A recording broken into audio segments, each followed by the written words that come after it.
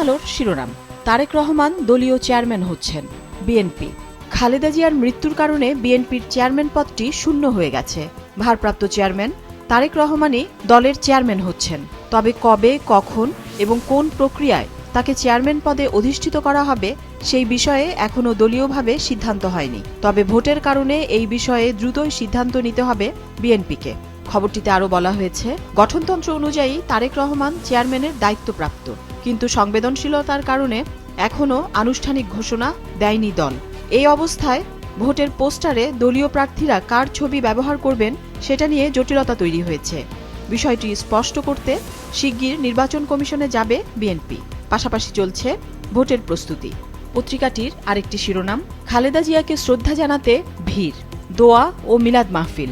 কবরের পাশে নীরবে চোখের পানি ফেলছেন অনেকেই। কবর জিয়ারত করলেন পরিবারের সদস্যরা। দোয়া মাহফিলে তারেক রহমান সহ নেতারা। দেশের রাজনৈতিক পরিস্থিতি নিয়েই খবরের শিরোনাম। হামিদুর রহমান, মান্না সহ ৯৯ জনের মনোনয়নপত্র বাতিল। বাতিলের তালিকায় আরও রয়েছেন ইসলামী আন্দোলন বাংলাদেশের ৯ জন, জামায়াতে ইসলামীর ৩ জন ও জাতীয় পার্টির জাপার ৭ প্রার্থী। খবরটিতে বলা হয়েছে, হলফনামায় তথ্যে গলদ, ঋণ খেলাপ, স্বতন্ত্র প্রার্থীদের ক্ষেত্রে সমর্থনকারী ভোটারের তথ্যে গরমিল সহ নানা অসঙ্গতির কারণে এসব প্রার্থীর মনোনয়নপত্র বাতিল হয়েছে বলে জানিয়েছে সংশ্লিষ্ট জেলার রিটার্নিং কর্মকর্তার কার্যালয়। পাশাপাশি আরেকটি খবর, জনগণের দেওয়া প্রায় ৪৭ লাখ টাকা ভোটে ব্যয় করবেন যারা। প্রতিবেদনটিতে বলা হয়েছে, মানুষের কাছ থেকে সংগ্রহ করা প্রায় ৪৭ লাখ টাকা নির্বাচনে ব্যয় করবেন তাসনিম জারা। তিনি ঢাকা ৯ আসনে স্বতন্ত্র প্রার্থী হিসেবে মনোনয়নপত্র জমা দিয়েছেন। নির্বাচন কমিশনে জমা দেওয়া হলফনামায় নির্বাচনের ব্যয় নির্বাহের জন্য অর্থপ্রাপ্তির সম্ভাব্য উৎসের বিবরণীতে তিনি ওই অর্থের কথা উল্লেখ করেছেন। আবহাওয়া পরিস্থিতি নিয়ে খবরের শিরোনাম, ৭ জেলায় শৈত্যপ্রবাহ, কুয়াশা থাকবে বিভিন্ন স্থানে। সমকালের প্রধান শিরোনাম, এনসিপির ৪ প্রার্থী কোটিপতি, বাকিদের আয় সম্পদ কম। খবরটিতে বলা হয়েছে, আসন্ন জাতীয় সংসদ নির্বাচনে জাতীয় নাগরিক পার্টির প্রার্থীর সংখ্যা এখন পর্যন্ত ৪৪ জন।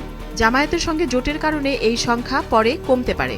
নির্বাচন কমিশনে জমা দেওয়া হলফনামার তথ্যমতে এই ৪৪ প্রার্থীর মধ্যে ৪ জন কোটিপতি, বাকিরা আয় সম্পদে পিছিয়ে। নির্বাচন নিয়ে আরেকটি খবরের শিরোনাম, জামায়াতের জোটে এনসিপি সমস্যা, আসন বন্টন। একা আসন ছাড়তে চায় না জামায়াতও, শরিকদের নিজের ভাগের আসন দিতে চায় না চরমোনাই ও অন্যরা। খবরটিতে আরও বলা হয়েছে, এনসিপি, এলডিপি এবং এবি পার্টি শেষ সময়ে যুক্ত হওয়ায় জামায়াতে ইসলামী সহ ৮ দলের আসন সমঝোতায় টানাপোড়েন তৈরি হয়েছে।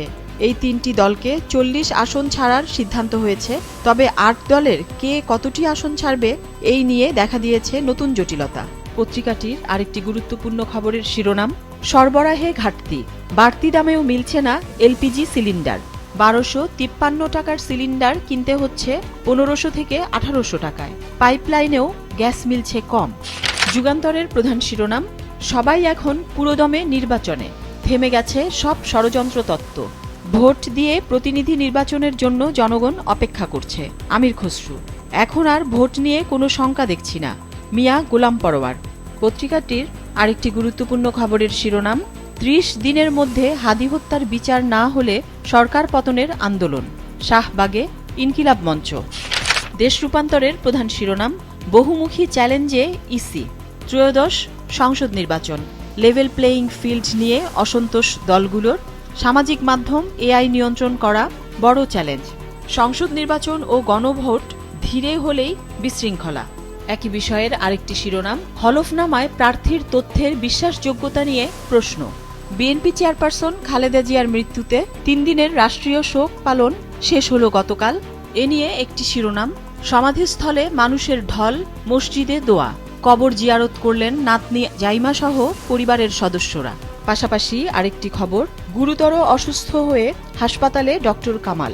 খবরটিতে বলা হয়েছে, গণফোরামের প্রতিষ্ঠাতা ও সংবিধান বিশেষজ্ঞ ডক্টর কামাল হোসেন গুরুতর অসুস্থ হয়ে রাজধানীর স্কয়ার হাসপাতালে ভর্তি হয়েছেন।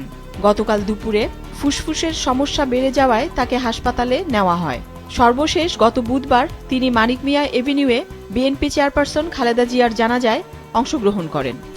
দৈনিক কালবেলার প্রধান শিরোনাম, সীমান্তের 18 ফাঁকফোকর দিয়ে ঢুকছে আগ্নেয়াস্ত্র। ত্রয়োদশ জাতীয় সংসদ নির্বাচন। দক্ষিণ পূর্ব সীমান্ত দিয়ে ঢুকছে ভারী অস্ত্র, পশ্চিম সীমান্তে ঢুকছে তুলনামূলক ছোট আগ্নেয়াস্ত্র।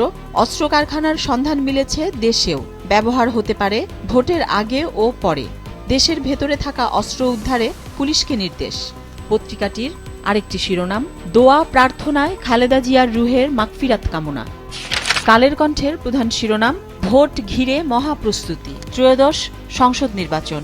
নির্বাচন নিয়ে সংশয় নেই, লটারিতে পোস্টিং, পুলিশের আধুনিক প্রশিক্ষণ। নির্বাচনে অংশ নিচ্ছে 80% রাজনৈতিক দল। পাশাপাশি আরেকটি শিরোনাম, তারেক রহমানের সম্পদ প্রায় 2 কোটি টাকার, শফিকুর রহমানের 1.5 কোটি। হলফনামা বিশ্লেষণ। পাশাপাশি দেশের আইনশৃঙ্খলা পরিস্থিতি নিয়ে খবরের শিরোনাম, লুণ্ঠিত 1335 অস্ত্র এখনও উদ্ধার হয়নি। 1 বছরে রাজনৈতিক সহিংসতায় 2.5 শতাধিক গুলিবিদ্ধ, নিহত শতাধিক। নির্বাচনের আগে সীমান্ত দিয়ে অবৈধ অস্ত্র ঢুকছে দেশে।